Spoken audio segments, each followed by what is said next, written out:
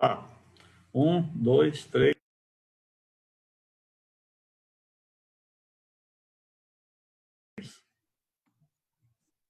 Bom dia.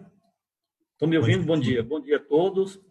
Bom dia, secretário Everardo Maciel. Bom dia, Charles Amaral, Charles Dix Amaral, nosso presidente da Câmara de Tributação da FEComércio, né? Bom dia, senhores e senhoras que estão nos vendo nessa live, né? É um prazer e aproveito inicialmente para agradecer aqui a presença do ilustre Everardo Maciel, uma figura conhecidíssima dessa área de tributária. Lembro do secretário, como secretário da Receita Federal, fez um brilhante trabalho, tá? Conhecido nacionalmente, também como secretário de governo, na época do governo Roriz, aqui em Brasília. Tá? Eu sou um profundo admirador do seu trabalho, secretário. Acho que o senhor realmente tem uma importância muito grande, né, de todo o trabalho que tem sido feito nos últimos anos, né? E aí tem vários desafios. Acho que o senhor está muito em condições assim, de nos ajudar bastante, entendeu? Nas suas consultorias, na sua participação. O país hoje vive um momento muito difícil, onde se fala da necessidade de uma reforma tributária urgente, né? Isso é uma coisa importante que deve acontecer. Eu acho que, com certeza, o senhor vai abordar esse assunto durante essa live que vamos fazer a partir de agora, né? E eu queria, então, mais uma vez agradecer o pessoal também da FEComércio, que está aqui, a Jaqueline, a Caetana, né, o Marco também, que estão nos ajudando na produção dessa live, né? E dizer que a FEComércio está à disposição de todos os senhores para as consultas necessárias. Nós temos tido, desde o lançamento dessa Câmara de Assuntos Tributários, um papel relevante das questões tributárias aqui em Brasília. Somos constantemente consultados por empresários. A Câmara é composta de figuras ilustres da cidade, né, que nos ajudam bastante, e temos questões de relevância que devemos discutir nesse momento. Tá? Eu acho que eu já vou deixar aqui, na minha palavra inicial, uma pergunta para o doutor Everardo Maciel. Eu acho que a gente poderia conduzir mais tarde, Charles, um assunto sobre um tema que está nos deixando preocupados em Brasília, que é a questão do refis, né? que não foi aprovado pela Câmara Distrital a semana passada, né? E que existe uma possibilidade de ser reenviado à Câmara. Eu acho que é um tema que mais na frente, durante as discussões, Charles, você poderia colocar em discussão, que eu tenho certeza que tem muito empresário que está aqui assistindo a nossa live, imaginando que nós vamos discutir esse assunto. Então, eu já queria deixar essa questão já em aberto, Charles, para no momento oportuno que você puder, você questionar o nosso secretário Everardo Maciel, qual o pensamento dele, já com certeza implantou alguns refis aqui em Brasília, no governo federal, e ele tem uma experiência muito larga nesse assunto. Eu acho que era o momento da gente dar uma cobrada nele, no conhecimento dele, para que ele pudesse nos ajudar a refletir sobre esse assunto. Tá? Então, agradeço mais uma vez a todos os presentes, né? E passo a palavra a você, Chá, para que você possa conduzir as discussões e os debates a partir de agora. Tá? Com certeza, Chico. O refis é uma das preocupações e também é uma das perguntas aqui que a gente vai fazer para o Everardo. Tá? Ela está embutida em um dos temas das perguntas, se eu não me engano, acho que é a quarta pergunta. Mas parabéns, Chico, aí, pelo protagonismo e eu sei que a gente vive um momento de grandes incertezas que tem que ser enfrentado com sabedoria e com, na realidade, bastante atenção, né? Para que a gente saia do outro lado de maneira menos desgastada possível, né? Mas eu já vou fazer uma primeira pergunta aqui para o doutor Everardo. Doutor Everardo, dada a sua experiência no enfrentamento de crises econômicas, tanto internacionais como domésticas, quais são as lições aprendidas que, de certa forma, podemos extrair e aplicar no enfrentamento das atuais crises sanitária e econômica que ora enfrentamos e também as suas graves consequências sociais? Primeiramente, eu quero cumprimentar todos, inclusive os que estão, Charles Dickens, Francisco Maia, que estão conduzindo esse evento, e todos que me dão o privilégio dessa audiência. E também dizer que eu fico muito honrado em poder participar e atender o convite da FEComércio e, portanto, participar de algo que seja do interesse coletivo. Bom, de fato, em várias ocasiões da vida, eu tive a oportunidade de participar no enfrentamento de crises relevantes. Eu elegeria a crise do México, a crise da Rússia, a crise da Ásia, a crise energética e outras tantas. Mas, de saída, eu devo dizer que nenhuma delas sequer se assemelha à crise que nós estamos enfrentando. Eu creio que foi muito oportuna e também com enorme capacidade de síntese o que disse sobre esta crise a diretora-geral do Fundo Monetário Internacional no blog do FMI, a Kristalina Georgieva.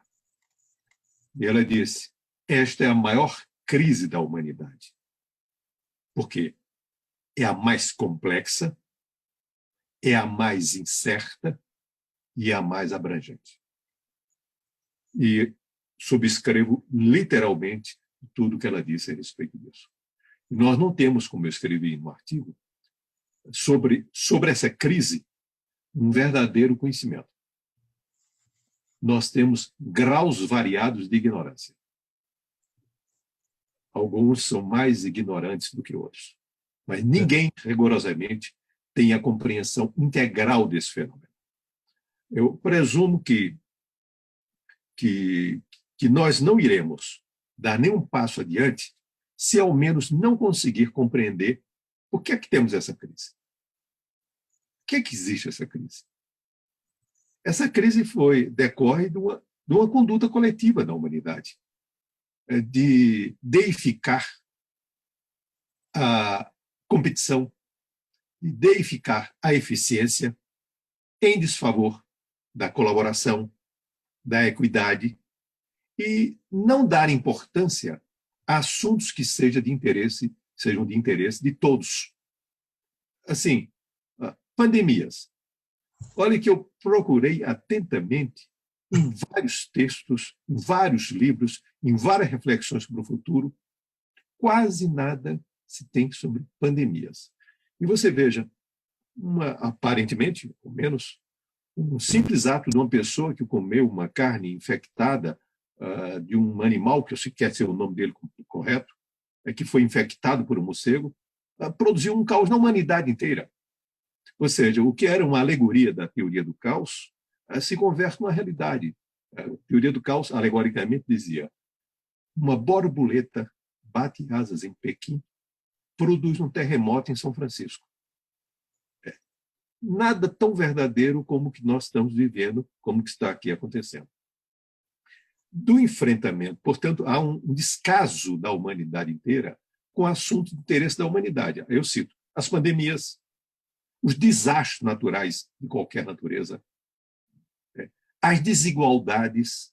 Quer dizer, quando existe uma desigualdade tão acentuada lá nos confins da África, fique certo que isso poderá repercutir sobre você, pela extrema interligação, pelos laços da globalização, que faz com que os problemas de uns sejam problemas de todos. Então, um descaso completo. Quer dizer, quanto nós gastamos em termos de armamento nuclear, quanto se desperdiça de dinheiro, de talento, de inteligência humana para fazer a guerra. Quer dizer, sabendo que a guerra é suicida. Todos morrem. Bom, aí você veja como o mundo se portou ao longo de situações desse tipo. Eu tomo duas situações do passado para tirar uma reflexão do futuro. Na Primeira Guerra Mundial, que se seguiu a um processo, digamos, incipiente, não tão intenso quanto o atual, de globalização, os impérios. Depois da Primeira Guerra Mundial, as nações se reuniram e celebraram o Tratado de Versalhes, criaram a Liga das Nações, que foram, aliás, duas coisas muito mal sucedidas, e é nessa continuidade que vem a Segunda Guerra Mundial, um pouco associada a tudo isso. E depois da Segunda Guerra Mundial, se celebram os acordos de Bretton Woods, das quais nasceram o Fundo Monetário Internacional e o Banco Mundial, se institui a Organização das Nações Unidas, como formas, portanto, de buscar condutas cooperativas diante de um mundo em guerra. Porém, é preciso observar que, nesses dois casos, essas soluções cooperativas decorreram de pactos de vencedores. Os vencedores da guerra fizeram pacto. Nesse caso agora, nós só temos perdedores. Não há vencedores. Todos perderam. Então, o que vai acontecer daqui para diante? Eu não sei dizer, porque a história é escrita por escolhas. A história, eu não acredito em determinismo histórico. Acredito que são as pessoas que constroem a história. Nós temos dois caminhos. Um caminho que é tentar mitigar e prosseguir no caminho da competição. O outro caminho, que se contrapõe a esse, é buscar temperar, equilibrar com procedimentos de cooperação. Notadamente, nesse caso específico, na área de saúde pública, num plano internacional. O que vamos fazer, não sei. Eu acho que é um fator muito importante e quase que decisivo no encaminhamento dessas questões no plano internacional, que serão as eleições nos Estados Unidos. Quer dizer, uma mudança de rumo dos Estados Unidos pode apontar no sentido da cooperação, inclusive em relação ao meio ambiente. Do que eu vivi, e é muito pouco, eu quis fazer aqui um contraste entre o enfrentamento de crises relevantes para nós, porém domésticas, com essa crise que tem natureza planetária. Nós estamos falando de segurança planetária. Então, o que eu pude aprender foi que, em situações desse gênero, ainda que possa parecer assim um pouco especulativo, abstrato, existem 3 condições fundamentais para conseguir suplantar isto, que são criatividade, flexibilidade e cooperação. Não adianta tentar buscar encontrar soluções no passado que não vai encontrar. Dogmatismos não servem. Tem que ter bastante criatividade para encontrar soluções que consigam enfrentar isso. Nas crises, como eu dizia, muito mais modestas do que essa, que nós conseguimos suplantar, eu não vou incomodar, não vou cansar ninguém contando os esforços de criatividade que fizemos para encontrar soluções completamente fora do padrão, completamente fora dos modelos existentes. E, para isso, você precisa ter muita flexibilidade. Mas não tem precedente. Não tem precedente, porque não tem precedente é a crise. Isso aqui é fato. E cooperação, quer dizer, de que as pessoas possam cooperar umas com as outras, porque se nós embutimos uma guerra dentro de um processo de crise, nós vamos agravar a crise e, certamente, os seus efeitos vão perdurar por muito tempo. Fato concreto aqui, para concluir a resposta a essa pergunta. Fato concreto é o seguinte, é que os parâmetros vão mudar. Vão mudar tudo. Os hábitos e padrões de consumo, mobilidade urbana, ordenamento do território, educação à distância, saúde pública, todos os padrões de avaliação dos estados do ponto de vista econômico. Quando eu falo isso, falo a relação dívida-PIB, que é um padrão que substitui o antigo, um padrão de avaliação que substitui o antigo padrão ouro. Não vai servir. Quer dizer, então, em suma, o que eu acho muito adequado foi uma frase que eu vi pela mídia, claro, no metrô de Hong Kong, que dizia o seguinte: não podemos voltar ao normal, porque o normal era justamente o problema. Maravilha, doutor Everardo. Exatamente isso. A questão da borboleta foi muito bem colocada também. A borboleta bate as asas em Pequim, causa um terremoto. Uma analogia em relação ao vírus que veio do museu, muito, muito bem colocado. Parabéns. Professor Everardo, no campo tributário, tanto no âmbito local como nacional, apesar dessa grande certeza que a gente vive, né, quais são as ações que podem, devem ou deveriam ser utilizadas no enfrentamento da atual crise? Sabendo desde já, né, que o senhor defende a moratória tributária prevista no Código Tributário Nacional, nos artigos 151 ao 155. Se eu não me engano, acho que estava num dos artigos, numa das reportagens, o senhor comentou há algum tempo atrás. Logo que se instalou a crise, que os efeitos da pandemia alcançaram o país, na coluna da Associação Brasileira de Direito Financeiro, a mais antiga associação de direito tributário brasileiro, da qual sou vice-presidente, o presidente pediu para que eu escrevesse a coluna. E eu escrevi a coluna com o título Moratória. Então, a questão que eu punha era a seguinte: nós estamos vivendo uma circunstância, não preciso aprofundar isso, que todos têm essa mesma percepção, especialíssima. O tempo parou. Rigorosamente, o tempo parou. Parar o tempo, e ainda que isso seja, do ponto de vista físico, insubsistente, do ponto de vista mental, do ponto de vista econômico, do ponto de vista social, o tempo parou. Quer dizer, quantas pessoas como eu dizem, mas que dia da semana é hoje? Que dia é hoje? Quer dizer, como se perdesse completamente a noção do tempo. Então, essa interrupção conceitual do tempo, ainda como eu disse, do ponto de vista físico, ser insubsistente, ela tem um remédio próprio no direito tributário. Moratória, que é demorar. Então, o Código Tributário Nacional, nos seus artigos 151 a 155, inclusive com uma parte, que foi uma proposição minha, que foi incorporada ao Código Tributário Nacional tratando de moratória, é um instituto criado desde as origens do Código Tributário Nacional com extrema flexibilidade. É um instituto absolutamente apropriado para essas circunstâncias. Por quê? Porque ele permite dizer quais são o alcance da moratória em relação aos entes federativos, aos contribuintes, aos prazos, aos tributos e todo o conjunto de providências que podem suceder à adoção, à instituição de uma moratória, tanto em caráter geral como em caráter individual. Portanto, é um instrumento de elevadíssima flexibilidade. Eu sugeri até algo um pouco mais arrojado.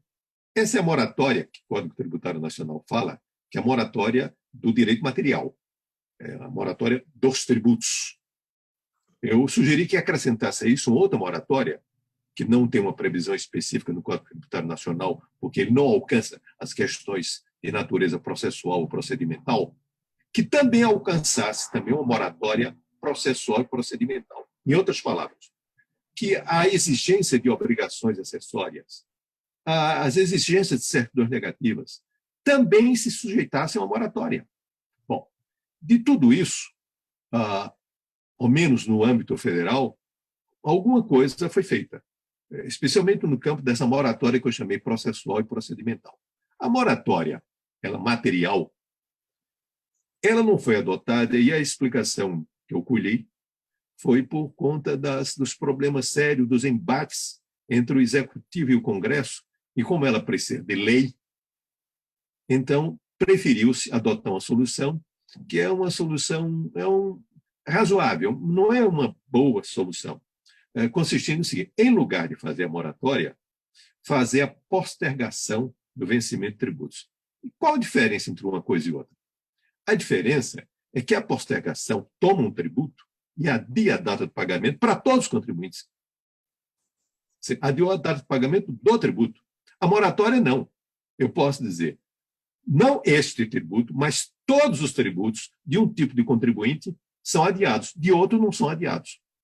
Eu vou usar dois exemplos bem assim, mais extremos. É evidente que o setor aeroviário não tem a menor condição de pagar nada. Mas esse mesmo tipo de julgamento não se aplica, por exemplo, a instituições financeiras.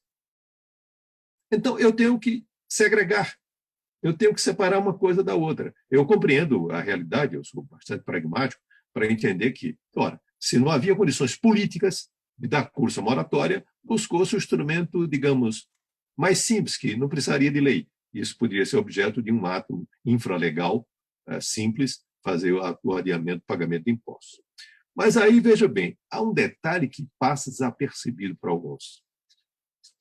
Quando o Código Tributário Nacional trata dessa matéria, ele especificamente, no seu artigo 152, o inciso 1, a linha B, portanto, muito específico, ele diz o seguinte: projeto de lei ordinária, pode conceder, lei ordinária federal, pode conceder moratória aos tributos federais, estaduais e municipais. Ou seja, está com previsão expressa e inequívoca no Código Tributário Nacional. Daí o que eu quero dizer? Eu quero dizer o seguinte: pode uma iniciativa parlamentar, no âmbito do Congresso Nacional, ingressar com uma proposição em que se estabeleça moratória, por exemplo, para os contribuintes optantes do Simples, para as micro e pequenas empresas e para os microempreendedores individuais. Bom, isso é possível fazer? É, com a lei federal. Não precisa discutir com cada estado e com cada município para fazer isso. Mesmo porque o Simples, ele envolve todos os tributos. Não envolve apenas um tributo em particular. Envolve todos os tributos. Bom, isso é possível? Sim, é possível. Mas aí resta uma pergunta. E se eu adiei, eu usei o exemplo aqui do Simples e dos microempreendedores individuais, pode uma lei federal fazer o adiamento disso? Sim. A resposta é positiva. Agora, ficou um montante de débito. E o que fazer? O que é que se faz com isso? Eu aprecio muito uma solução que eu dei à época, que era secretário da Receita Federal, que foi um programa chamado Refis, que depois, esse programa, não sei se eu fico contente ou descontente, ele virou um substantivo. Ou seja, vamos fazer um refis? Não, refis só tem um. Mesmo porque o refis original, ele é completamente diferente dos demais. Nada tem a ver. E aí eu vou mostrar qual a tecnologia utilizada para lidar com isso. O meu raciocínio... Como é que se faz parcelamento usualmente no Brasil? Se toma um débito e se divide no número de parcelas. Onde é que está errado isso? O erro fundamental, o erro de conceito, é que parcelamento, pagamento de um débito, portanto, de um débito fiscal ou de qualquer outro, ele está vinculado à capacidade de pagamento. Se eu disser que alguém vai pagar num prazo tal, se ele não tiver condição de pagar, ele não paga. Simplesmente isso. Bom, ou por outra, ele pode ter condições de pagar num determinado mês e não ter condições de pagar num outro mês. Então, eu tenho que buscar um modelo que esteja associado à capacidade de pagamento. A capacidade de pagamento, visto no sentido estritamente formal, ela é determinada pelo lucro. Mas o lucro é inalcançável, porque ele ocorre depois que aconteceram os pagamentos. Então, uma proxy do lucro conhecida, utilizada, é a presunção de lucro. O lucro presumido. O lucro presumido, o que é? É uma fatia, uma parcela do faturamento, da receita bruta. É uma parcela disso. Então, eu digo, tantos por cento disto aqui. Então, isto o que é que faz? O que esse modelo faz? Ele é extremamente flexível. Ele é resiliente. Por quê? No mês que eu tenho um faturamento alto, eu pago mais. No mês que eu tenho um faturamento baixo, eu pago menos. No mês que eu não faturo, eu não pago nada. Portanto, assim, o número de meses em que vai ser pago este parcelamento depende da capacidade de faturar de cada contribuinte. Ela não é igual para todos. Quando eu concebi esse modelo, alguém, pretendendo fazer ironia, disse: mas, secretário, pode levar 100 anos para pagar. Eu disse, eu vou fazer uma confissão que eu nunca fiz, mas sou obrigado a fazer. 100 anos fica antes do que nunca. Nunca fica depois de 100 anos. Com certeza. Nunca está bem depois. Bom, então dizer o seguinte, moratória, portanto, para mim é indispensável, minimamente em relação a esse conjunto de contribuintes a que eu estou falando. E isso pode ser decorrente, pode ser produzido por uma lei federal de iniciativa parlamentar. De iniciativa parlamentar. Isso, portanto, não constitui nenhuma dificuldade de fazer isso. Eu diria assim, que é uma solução relativamente simples. Uma solução extremamente simples e que pode ser adotada com extrema objetividade. Agora, vão existir vários problemas, não só do lado dos contribuintes, como também do lado do fisco. Do fisco, eu falo, melhor dizendo, do lado do tesouro, da questão fiscal, porque, enfim, se arrecada para gastar pela via do Estado, pelas mãos do Estado. Pois bem, e certamente haverá uma queda de arrecadação expressiva. E vai ter isto, infelizmente, ou numa perspectiva, felizmente, outra perspectiva, não será apenas um problema brasileiro, vai ser um problema do mundo. E vai ter que usar muita criatividade para resolver esses assuntos. Eu tenho muitas ideias sobre isso, de como resolver isso sem fazer um estresse fiscal maior do que o que existe. Eu já fiz esse tipo de coisa. Então, isso é algo que é possível ser feito e é viável. Mas eu acho que não é o momento de tratar disso ainda. E por uma razão muito simples. Eu não sei qual o tamanho do problema. Não sei qual o tamanho do problema. Então, porque não sei qual o tamanho do problema, não consigo resolvê-lo. É verdade. Então, nesse instante, eu acho, qual é o caminho desse instante? Moratória. Bom.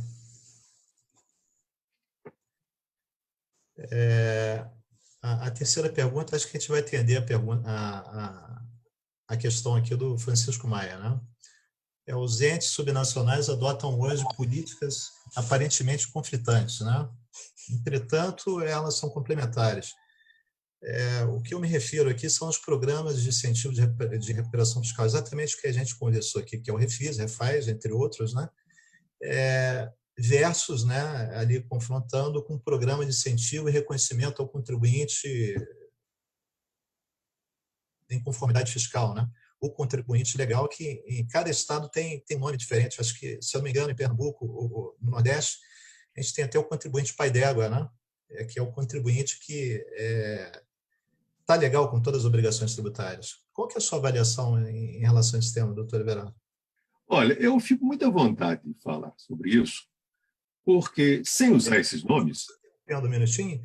E também, voltando aqui para Brasília, o Refis, né, que ele tem uma característica diferente, o que estava sendo tramitado aqui na Câmara, ele dava também remissão, né, entre 2002 e 2012, se eu não me engano.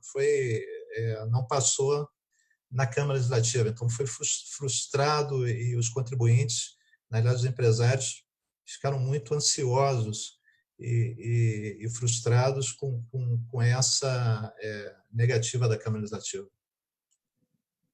Bom, primeiramente eu falo sobre a questão de conformidade. Eu nunca não usei nenhum nome desse tipo, nunca cheguei a falar disso, mas pratiquei isso com muita receita. Fiz, sobretudo, na área aduaneira, dizendo o seguinte, os contribuintes, como eu dizia de uma maneira mais descontraída, menos formal, que tem uma boa biografia fiscal, tem direito a um tratamento diferente. Então, assim, isso aconteceu, por exemplo, com a instituição de regimes aduaneiros, como a Linha Azul, como o RECOF, que é o regime de controle informatizado, que contribuintes que tinham boa biografia, eles não tinham que passar sequer pela aduana, e direto para num despacho administrativo, seguir direto para a fábrica. Não precisava submeter-se a nenhum tipo disso. E na relação, na área tributária, eu fiz algo, infelizmente, não me sobrou tempo para eu disciplinar isso. No final, eu já não me recordo o número da lei, mas é muito fácil, porque só tem essa lei do dia 30 de dezembro de 2002. a lei sancionada nessa data, uma lei, portanto, que tinha sido objeto de um projeto de lei encaminhado pelo governo, qual integrava, criou o chamado bônus de adimplência fiscal. O que é o bônus de adimplência fiscal? Dizia o seguinte: se um contribuinte, nos 5 exercícios imediatamente anteriores, não teve nenhum tipo de litígio com o fisco, ele tem direito a uma redução, a lei dizia de quanto? No pagamento da contribuição social sobre o lucro líquido. Ou seja, era um estímulo à redução da litigiosidade. Era um estímulo, portanto, à pacificação tributária. A inspiração que eu tive para fazer isso foi no grande pensador italiano Norberto Bobbio. Norberto Bobbio, que concebeu o que ele chamava, não aparentemente parece uma contradição, mas é ao contrário, é uma coisa bem inventiva, são as sanções premiais. Ou seja, a sanção que a rigor é um prêmio. É um prêmio por boa conduta. Então, dizendo, olha, o Estado não tem apenas que sancionar pelo lado mau. Isso hoje tem até um outro nome. Muito usual, o Prêmio Nobel de Economia recentemente falava no modelo que está no Google, todo mundo vai encontrar, chamado o modelo bônus-malus, que consistia no seguinte: pune alguns e premia outros. Na verdade, eu não gosto muito desse modelo bônus-malus. Eu acho o seguinte: você não faz nada com uns e dá uma premiação para quem tem uma boa conduta. Eu sugeri, inclusive em artigo, dizendo o seguinte, que essa hipótese do bônus de adimplência fiscal, ela poderia admitir novas hipóteses. Por exemplo, quem está pagando sem ter a obrigação de pagar, ajudando, deve ter uma redução no futuro. Essa seria outra hipótese a ser admitida do bônus de adimplência fiscal. Bom, e o bônus de adimplência fiscal existe, está previsto em lei, não precisa de mais nada, só falta uma instrução normativa da Receita para dizer os códigos de receita, mais nada. É estritamente operacional, porque ele é absolutamente minucioso, absolutamente detalhado. Não.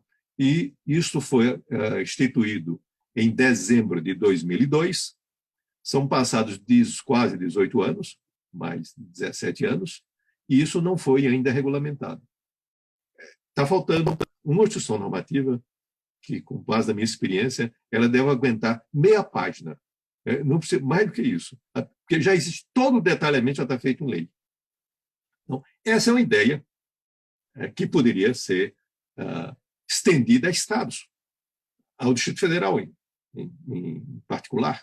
Quer dizer, estimular, portanto, a boa conduta, dando uma premiação, portanto, tratando de forma diferenciada. Isto é conformidade. Os modelos que eu vi, alguns modelos que eu vi, para ser muito sincero e com a espontaneidade com que eu costumo dar essas coisas, eu fiquei horrorizado. Classificando contribuintes. Não se classifica contribuintes.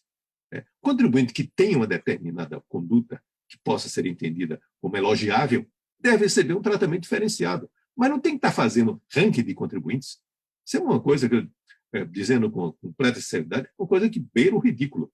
Isso é uma coisa assim, maliciosa, ruim, burocrática, perversa, sem nenhum sentido.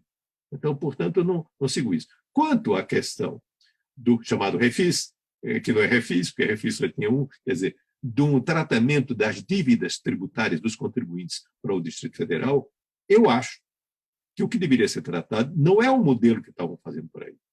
Por que não pensar na mesma forma que foi adotada no refis? No refis verdadeiro.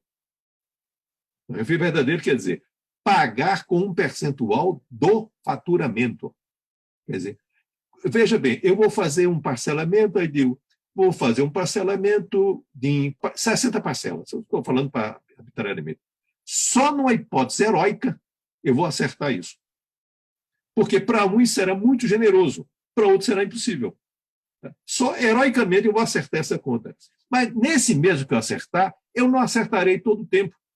Porque ele tem condições de pagar hoje, mas não tem condição de pagar amanhã.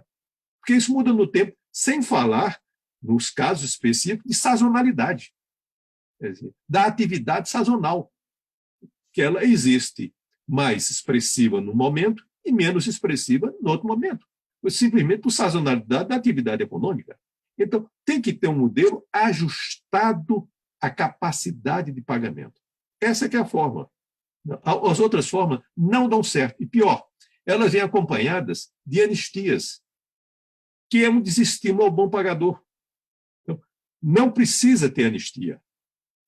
Ela precisa ter apenas um ajustamento à capacidade de pagamento do contribuinte. Fazer um modelo desse tipo é algo que já está pronto.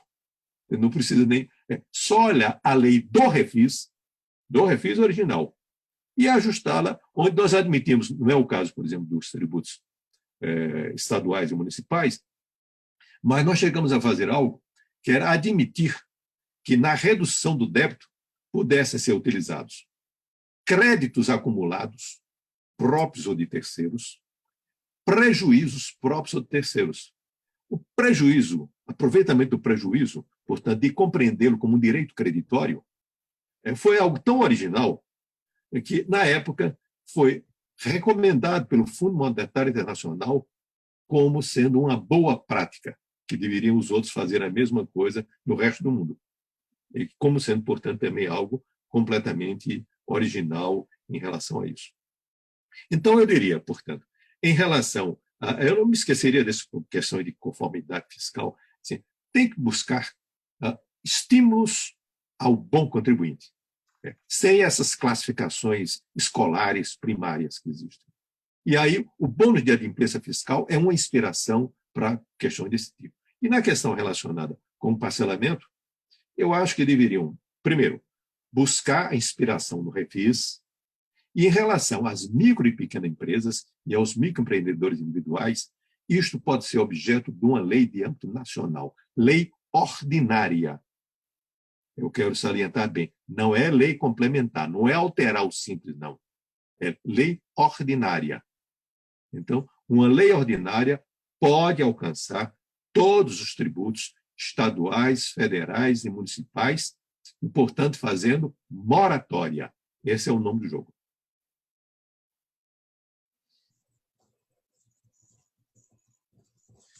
Pô, muito bom, muito esclarecido. Chico, mais alguma questão em relação a esse tema? Você está sem som. A questão do refis, doutor Everardo, que foi muito contestada lá na Câmara Distrital por ocasião da votação, né? Me parece, o Charles talvez possa esclarecer isso com mais nitidez, que nesse refis que foi colocado lá em votação, introduziram algumas inovações que realmente deu problema. Uma delas parece com relação ao principal, a dívida principal, né? Normalmente o refis ele cuida de dar desconto em multas, em juros, de outras questões, mas esse refis mexe com o principal, entendeu? Então isso foi considerado uma ação do governo que não conseguiu convencer os deputados, tá? E isso parece que foi uma das causas que fez com que o refis fosse rejeitado. Então, eu queria, o senhor com certeza conhece o texto, o senhor estudioso do assunto, eu queria que o senhor, então, se manifestasse sobre isso. Qual é a sua opinião sobre esse assunto? Bom, deixa eu dizer, eu não conheço esse projeto, portanto, não posso falar especificamente sobre ele. Quando alcançou o principal, é aquilo que nós chamamos no direito tributário de remissão. Anistia tem a ver com os acessórios, com juros, com multas, pode ser total ou parcial. Remissão é quando alcança o principal. O que eu acho é o seguinte, não precisa nem de remissão, nem de anistia. Eu estou absolutamente convencido com isso. Quer dizer, está errado o modelo. O modelo está completamente errado. Tá? Tem que estar associado à capacidade de pagamento. Porque, veja bem, qual é o tamanho da remissão que ela se torna razoável para todos os contribuintes? Nenhum. Ela é completamente diferenciada de contribuinte a contribuinte. Então, a única maneira de eu ajustar o problema de uma dívida tributária ao contribuinte é tomar o pagamento como sendo uma parcela de seu faturamento, de sua receita bruta. Porque ela ficou elástica, ela ficou flexível, ela ficou resiliente, ela ficou ajustada à capacidade de pagamento do contribuinte. Então, veja bem, o contribuinte diz, eu não estou faturando nada, ele não vai pagar nada. Agora, se eu desse uma remissão, qualquer que fosse ela, e quando ele não estiver faturando, ele não consegue pagar. Quando é que as pessoas vão entender que todos os programas de parcelamento, inclusive todos que foram impropriamente chamados de refis, quem criou essa palavra refis fui eu, mas era só para o que eu fiz.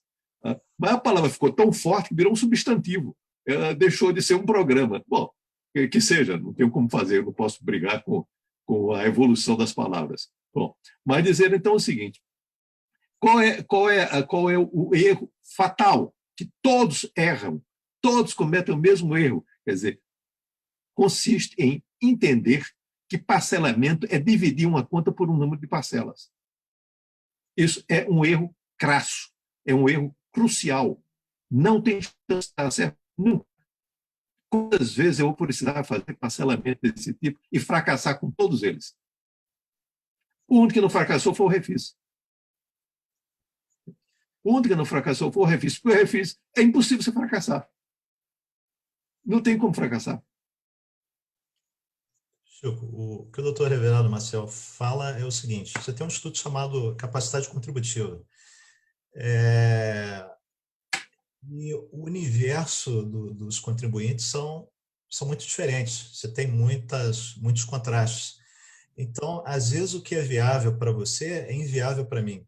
Então, quando eu vinculo a minha capacidade de pagamento, o meu pagamento, a minha capacidade contributiva, eu vou tirar um pedacinho ali do meu faturamento, né? E quando eu não tiver, eu não vou pagar, mas eu tenho ali toda a minha, como é que eu vou te dizer, a minha questão fiscal, as certidões negativas, todas ativas. Então, eu vou poder pegar financiamento, vou poder entrar em plano de desenvolvimento econômico, etc.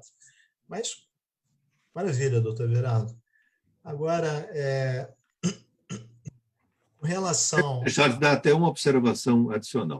Eu não me surpreenderia, não estou fazendo aqui nenhum segredo, não, mas não me surpreenderia se nos próximos dias aparecesse esse projeto, do jeito que eu estou falando, na Câmara dos Deputados. Eu já fui consultado por alguns parlamentares e dei algum tipo de orientação. Eu lembro que, no caso do refis, para os contribuintes optantes do Simples, o percentual do faturamento era 0,3%. Portanto, 0,3%. E, bom, vai pagar em quanto tempo? Eu tenho uma dificuldade até com a própria pessoa, com auditores fiscais, mas eu não entendi. Em quanto tempo? Eu digo, não sei. Vai depender do faturamento dele. Ele pode pagar no mês, ou pode pagar em 100 meses, ou pode pagar em 200 meses. Ou seja, ele vai depender, é completamente ajustado à sua capacidade de pagamento.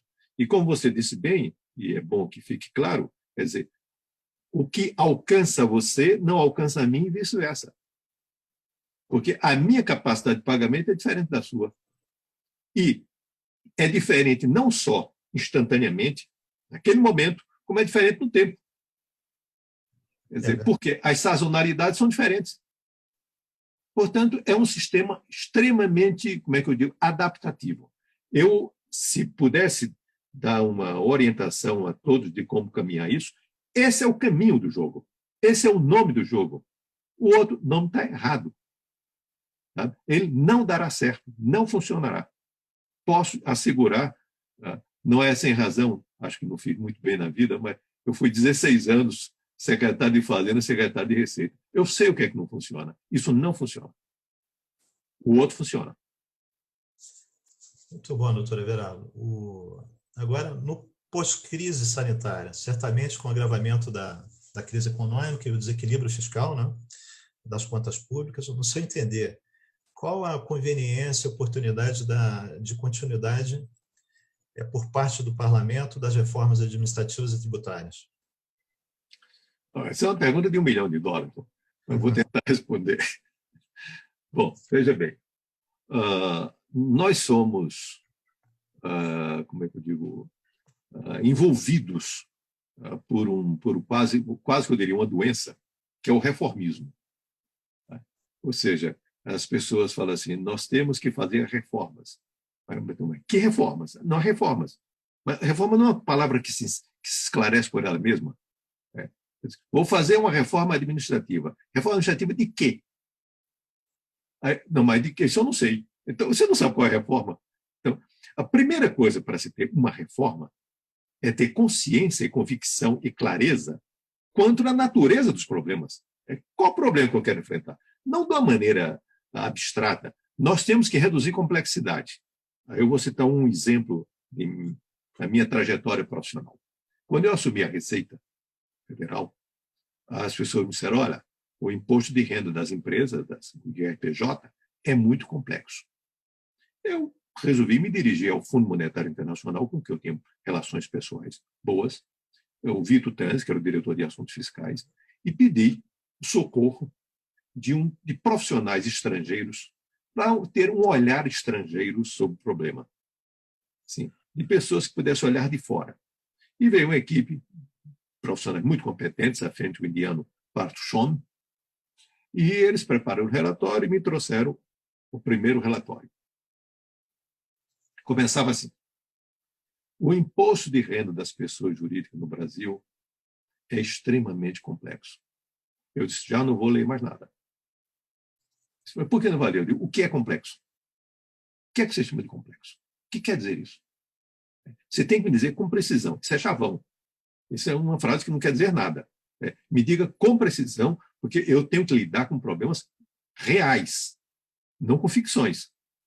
Bom, e aí eu digo, não me ache demasiado rigoroso nisso, não, mas é a forma como metodologicamente eu entendo esses assuntos. Então, vamos discutir, discutimos muito com o pessoal da Receita, pessoal de fora, e chegamos à conclusão que o complexo era um assunto. Se resolvesse um assunto, desmontava quase toda a dita complexidade, que era um assunto muito técnico, que eu faço por uma alusão rápida, que era a chamada dedutibilidade da correção monetária do patrimônio líquido, que é um nome tão esquisito, tão estranho, que as pessoas corriam quando falavam disso. Sabe? Realmente, isso tornava a coisa muito complexa. Eu não vou entrar em detalhes sobre isso. Quando nós enfrentamos isso, nós desmontamos tudo. E essa mesma equipe do Fundo Monetário Internacional, 1 ano ou 2 anos depois, fez um relatório aqui, eu também tenho guardado, diz, esta é a mais revolucionária reforma de imposto de renda contemporânea no mundo.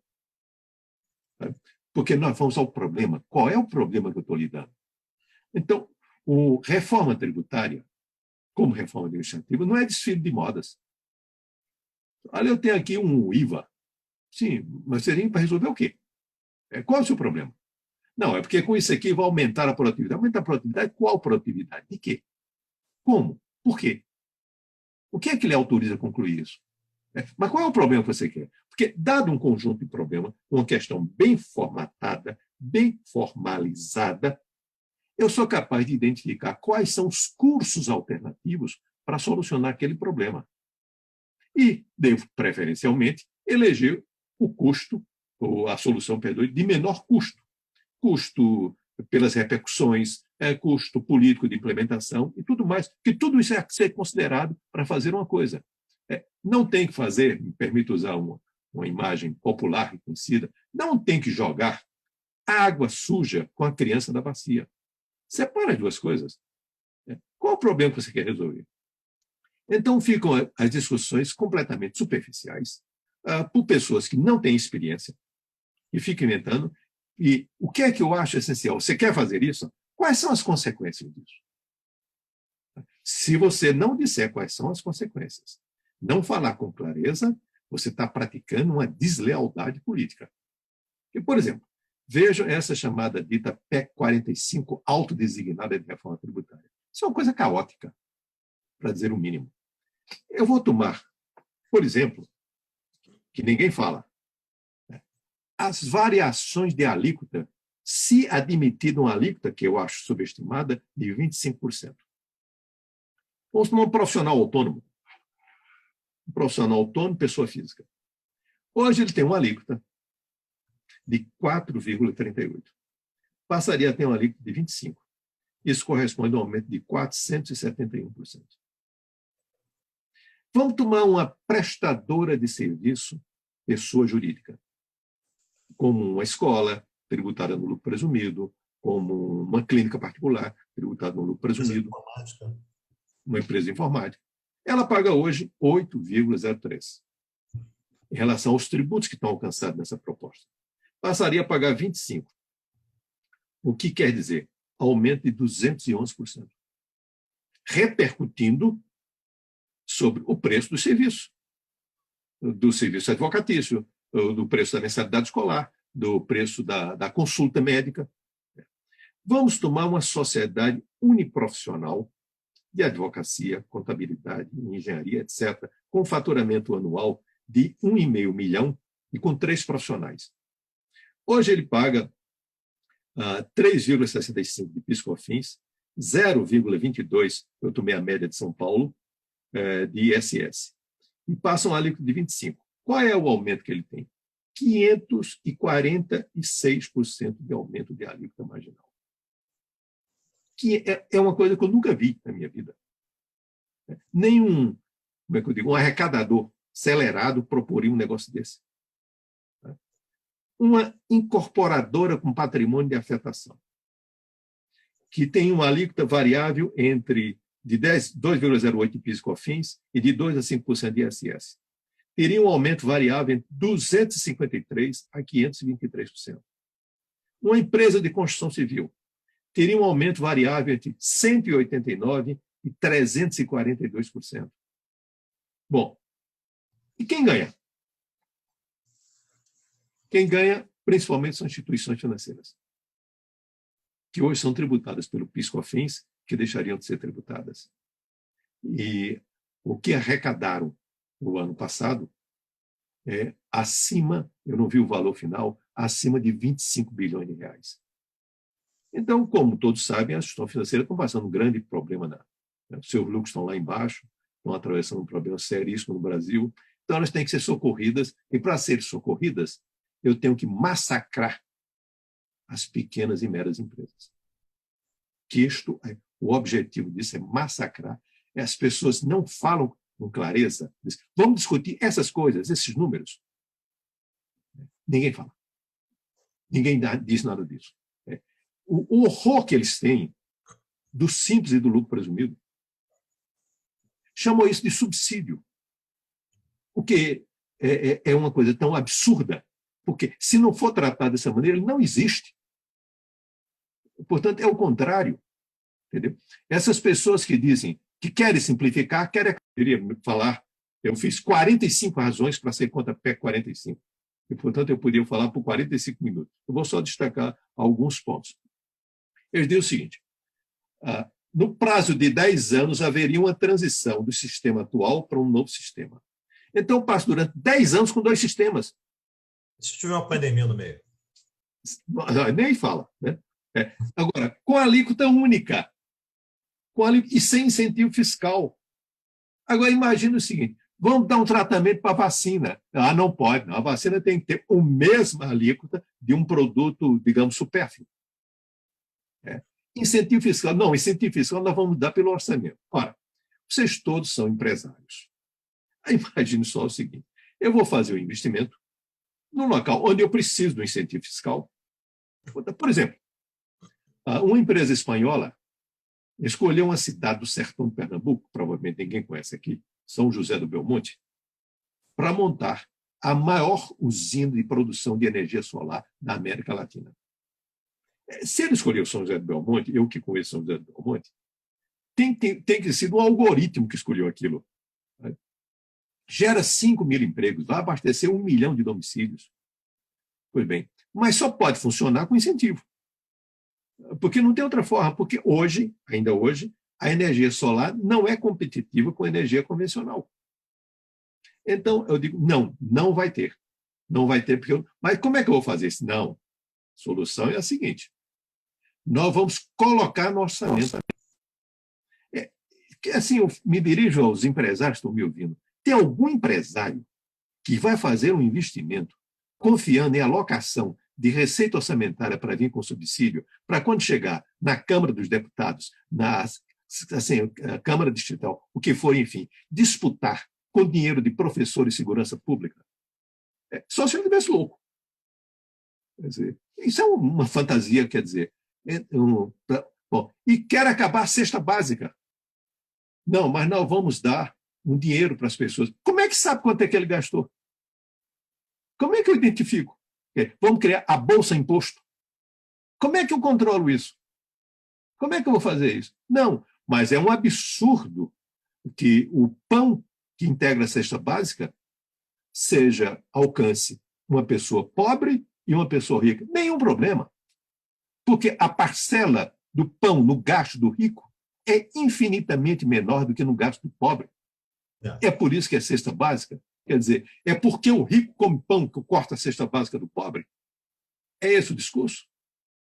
Quer dizer, só para mostrar a fantasia. Agora, diz, o processo de reajuste entre os entes federativos leva 50 anos.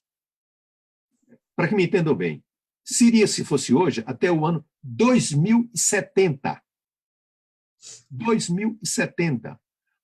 E o Yuval Harari, um dos maiores especialistas contemporâneos sobre o futuro, diz que não vai existir Homo sapiens, vai existir o Homo Deus.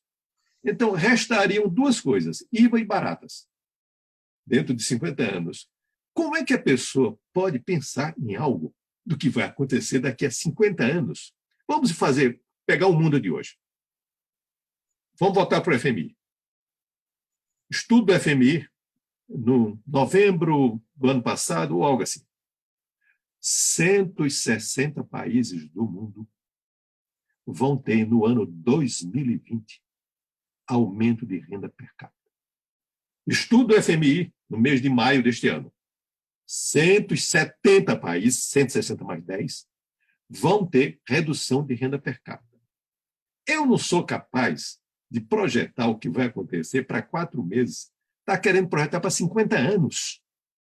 Ainda vem com a fantasia de dizer que, se adotado isso, vai haver crescimento no país. Quer dizer, isso só pode ser zombaria. Isso só pode ser um insulto à inteligência alheia. Ou, então, profundos interesses que não são revelados, que envolvem, portanto, uma agenda oculta. Então, dizer o seguinte, tem problemas tributários? Sim, claro que tem problema tributário. Vamos enfrentá-los? O ICMS tem problema? Tem. Então, vamos enfrentar os problemas do ICMS? Não são muitos. São facilmente enfrentáveis. O grande problema tributário do Brasil não é tocado, que é o litígio.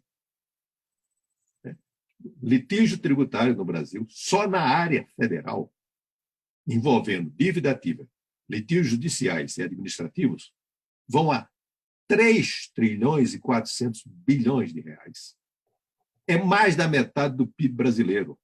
Aí eu tenho que saber, isto é tratado nesse projeto? Não. Completamente desconhecido o assunto. Mas temos muita dificuldade para fazer pagamento de impostos. Sim, isso é verdade. Isso tem a ver com burocratismo tributário, isso é outra matéria. Isso é um assunto administrativo. Isso não precisa de reforma nenhuma. Quer dizer, quando eu introduzi a internet, eu não precisei de nenhuma reforma tributária para fazer isso. Reduzir, reconceituar certidões negativas. Não precisa de nada disso, não. A certidão negativa é uma das figuras mais grotescas que nós temos na administração tributária brasileira.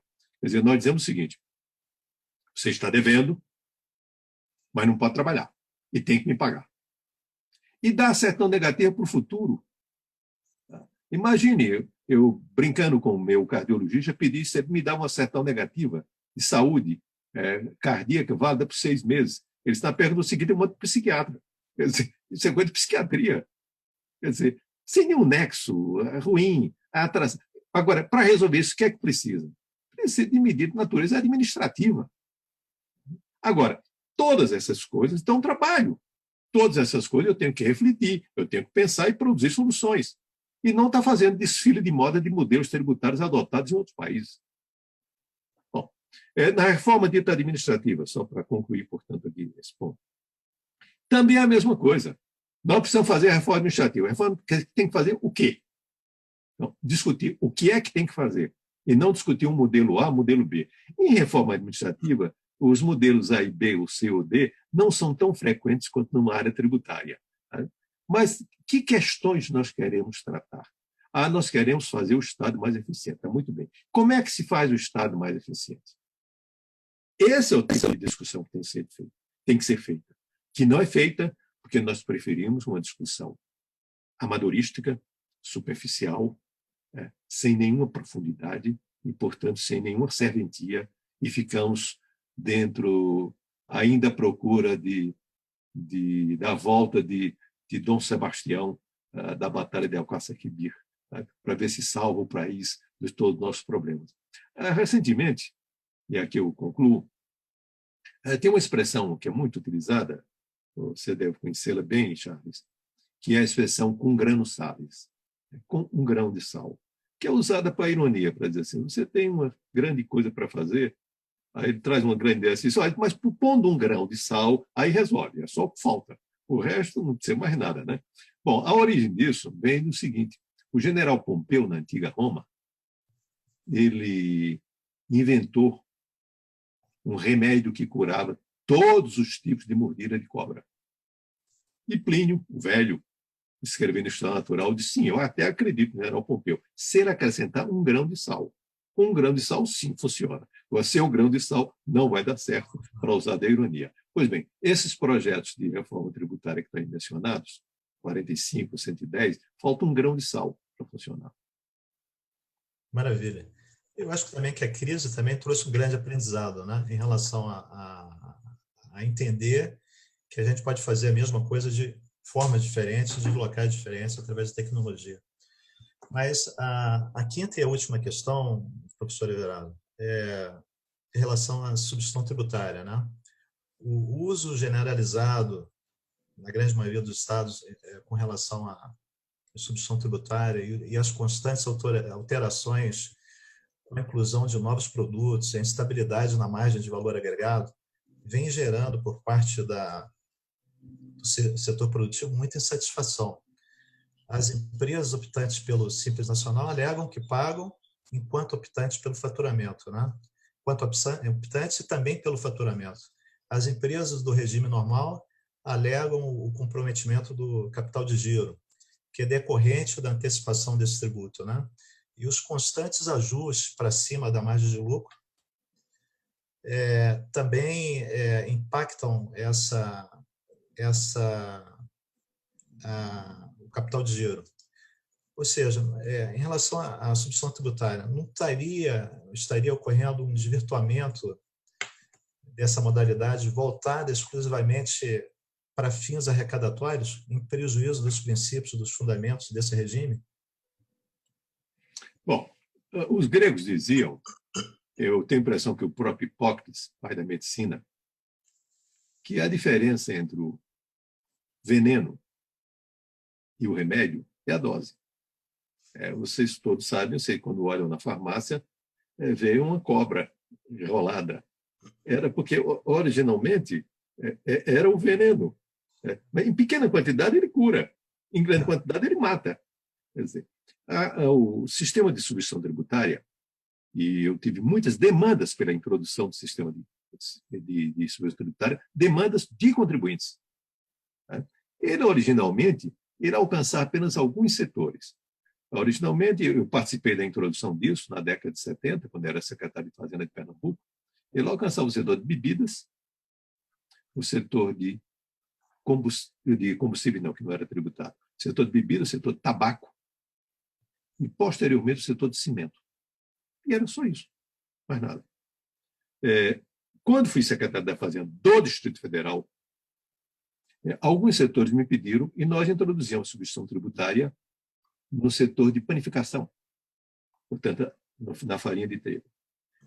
Qual o grande defeito? É que generalizaram. Isso está errado. Ou seja, é preciso estabelecer limites à substituição tributária. Isso pode alcançar sob duas vias. Eu vou dizer a via, depois o critério. Pode ser de âmbito nacional, por um disciplinamento da norma constitucional que prevê a substituição tributária no Código Tributário Nacional, ou pode também, porque não há nenhuma restrição para isso, ser uma regra que pode ser introduzida no Código Tributário do Distrito Federal, que eventualmente o projeto, e o original, pelo menos, foi na época que eu era secretário da Fazenda do Distrito Federal. Então, de introduzir uma norma restritiva. Quer dizer, qual o critério? O critério tem que ser situações onde tem que fazer um juízo de valor, onde exija produtos fortemente onerados, onde você possa ter situações que envolvam como eu diria, um estímulo à sonegação de impostos. Não de outra forma. Quer dizer, substituição tributária, eu dou o depoimento, dou a interpretação autêntica de quando foi introduzido desde o começo. É para proteger contra a sonegação. Não um instrumento arrecadatório para simplificar a atividade de arrecadação. Não era isso. Então, dizer o seguinte, realmente essa coisa é uma coisa absurda. Se for para tratar dessa questão em âmbito nacional, tem que tratar via Código Tributário Nacional. Pode alcançar algum tipo de restrição aqui? Pode. Restrição local, por modificação no Código Tributário local. Agora, nós estamos diante de uma situação também muito peculiar, que é a decisão do Supremo Tribunal Federal sobre a matéria, que, por enquanto, está no aberto, porque estabeleceu que a substituição tributária não constitui uma forma de tributação definitiva. Ela tem que ser apurada. Então, para isso, para deter esse tipo de coisa, às vezes, não estou estimulando litígio, não, que eu não sou desse ramo, não. Algumas iniciativas no campo judicial podem deter isso. Pode limitar esse tipo de coisa, justamente assentada na decisão do Supremo, que entendeu que a substituição tributária não é uma forma de tributação definitiva. Isso precisa mudar. Isso precisa organizar-se. Tal como está, não dá certo. Não vai dar certo.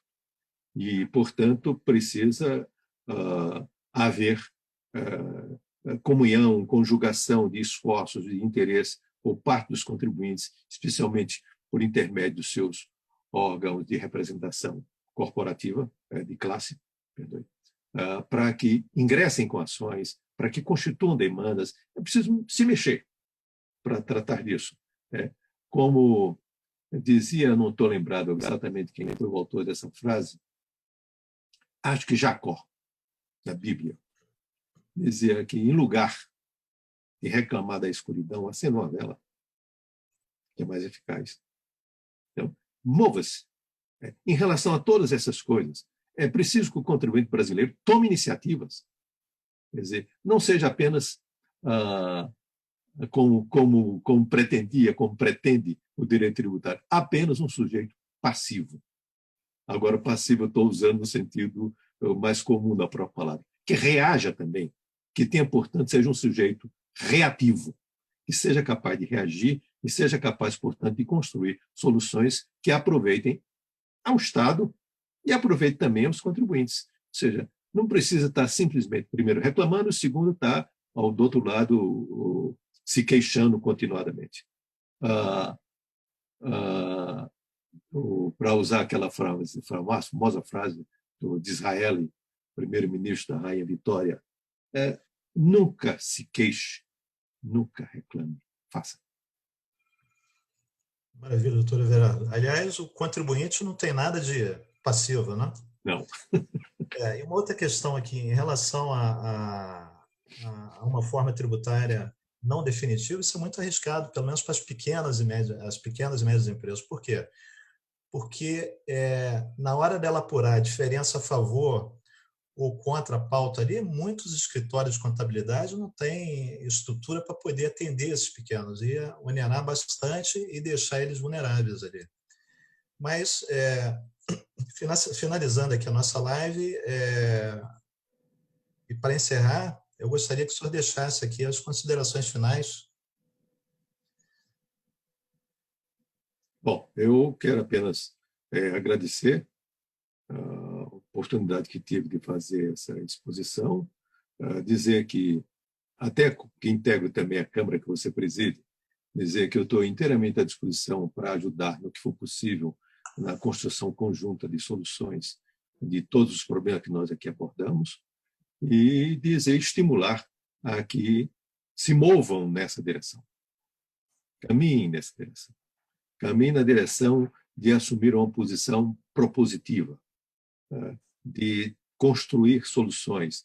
Preste atenção, inclusive, em vários dos caminhos que eu mencionei aqui, que isso pode se converter em soluções objetivas e concretas. Para isso, precisa não somente do convencimento e da iniciativa para resolver tudo isso. E é assim que eu encerro e agradeço muitíssimo a atenção que todos deram à minha exposição. Muito obrigado. Doutor Everardo, eu queria pegar 2 minutinhos do senhor ainda. Eu sei que o senhor encerrou, mas eu acho que eu dormi no ponto aqui numa pergunta que eu precisava fazer para o senhor. Charles, tá, desculpa aí, mas eu acho que é importante, mais 2 minutinhos do doutor Everardo, que a gente sabe que não é qualquer hora que a gente tem condições de ocupar o tempo dele. É uma pessoa muito ocupada, nós sabemos disso. Mas nós somos do sistema ESA, o senhor sabe disso. Não existe um sistema, começa lá na Confederação Nacional do Comércio, chega até as federações do comércio, e as federações do comércio dos estados, como aqui em Brasília, né, no Distrito Federal, nós somos responsáveis pelo sistema SESC e SENAC. Né? Nós temos sendo, nos últimos anos, principalmente no governo Bolsonaro, nós temos sido, vamos dizer assim, vítimas até de algumas ameaças com relação aos nossos recursos.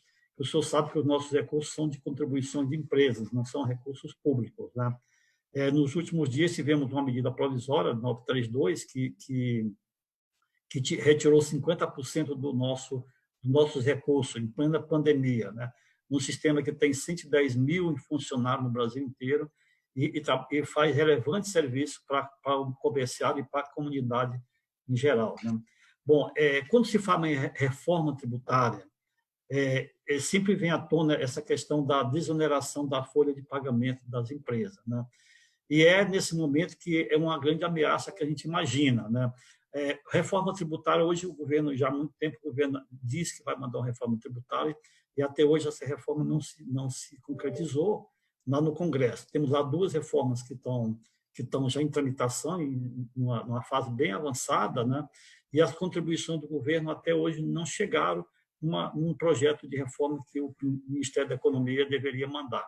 Então, nos preocupa, secretário, essa questão da desoneração da folha de pagamento no momento que se corporificar uma reforma tributária que seja aprovada para o comércio. E que essa desoneração da folha de pagamento possa atingir as contribuições que são feitas ao sistema S, tá? Que nos dá o foro para que a gente desenvolva nossas atividades. A minha pergunta para o senhor é de que forma possa ser feita, talvez é uma pergunta talvez até um pouco política também, mas do ponto de vista técnico, mas o senhor, com a sua sabedoria, talvez pudesse nos dar uma luz sobre isso. Né? Como o senhor vê uma possibilidade de uma desoneração de folha de pagamento que não possa atingir o sistema S, que seja feita de uma forma que o nosso recurso seja preservado? Simplesmente, tem 2 caminhos. Simplesmente limitar essa desoneração, caso ocorra, eu não estou aqui fazendo juízo de valor dela, a contribuição previdenciária patronal. Porque são coisas distintas. A base de cálculo é a mesma, é a folha, mas são coisas completamente distintas. As contribuições para o sistema S nada tem a ver com a contribuição patronal, até porque tem destinos completamente distintos uns e outros. Quer dizer, o fato de integrarem uma mesma base de cálculo não significa dizer que são coisas iguais, são coisas distintas, porque essa distinção se opera precisamente na destinação. Então, primeiro, fazer esse tipo de coisa. Segundo, supondo que exista essa intenção, buscar-se uma nova base de cálculo. Quer dizer, veja bem, se a intenção é desonerar a folha de pagamento, isso não implica dizer que, por exemplo, que o produto da arrecadação do que é hoje a folha de pagamento seja extinto. Não, ele está buscando uma nova base de cálculo. Vai à base de cálculo de um, segue a base de cálculo do outro. Portanto, 2 caminhos. Um caminho é segregar, como de fato é segregado tecnicamente, juridicamente. As contribuições para o sistema S nada tem a ver com a contribuição patronal. Tem apenas uma mesma base de cálculo. Quer dizer, o fato de ter uma mesma base de cálculo não quer dizer, não implica dizer que seja a mesma coisa, porque a destinação é completamente diferente. Uma outra, supondo que, e isso é uma discussão de natureza política, eu estou apenas dando caminho, supondo que queira desonerar tudo, não acho que seja viável isso. É um pouco de fantasia. Não existe alíquota de transação financeira capaz de suportar a substituição da contribuição do que hoje é produzido sob folha. Não existe. Isso é fantasia completa. Especialmente no mundo de hoje, onde você, além de tudo, tem criptomoedas e tem, portanto, você vai estimular um outro tipo de conduta, que é fugir à moeda convencional. Isso precisa ser visto nesse universo, não de outro. É certo que nós tributamos excessivamente a folha. Isso é verdade. Nós temos até tributos sobre a folha que, para mim, eles são incompreensíveis. O tributo da cota para o INCRA, eu não consigo entender o que é isso. Rigorosamente sem nexo. Não é, é algo como, por usar uma expressão que eu gosto, uma ocasião levaram a um físico famoso, Wolfgang Pauli, Prêmio Nobel de Física, um trabalho, e perguntaram ao professor Pauli: o que é que o senhor acha desse trabalho? Eu disse: meu filho, isso aqui sequer está errado. Quer dizer, nem errado está abaixo de errado. Pois bem, tributação como essa do INCRA sequer está errado. Não tem nexo. Entendeu? Que é, portanto, diferente. Quer dizer, o INCRA não é uma instituição financiada com recurso orçamentário? E por que tem que ter isso? Não tem nexo. É uma coisa daquelas coisas que fica antiga que você esqueceu de limpar. E, portanto, não tratou disso. Então, o segundo caminho é acompanhar a mesma base de cálculo. Mas eu desconfio que não há como encontrar essa base de cálculo substitutiva, não. Tá? Eu pago para ver. Ok. Obrigado, então, secretário.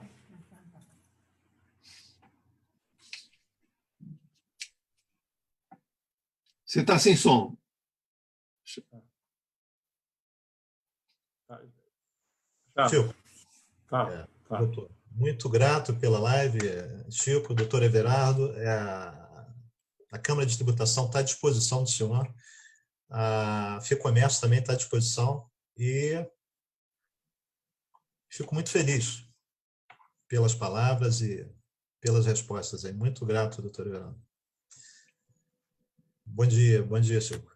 Bom dia a todos. Bom dia, Charles. Bom dia, secretário. Muito obrigado, tá?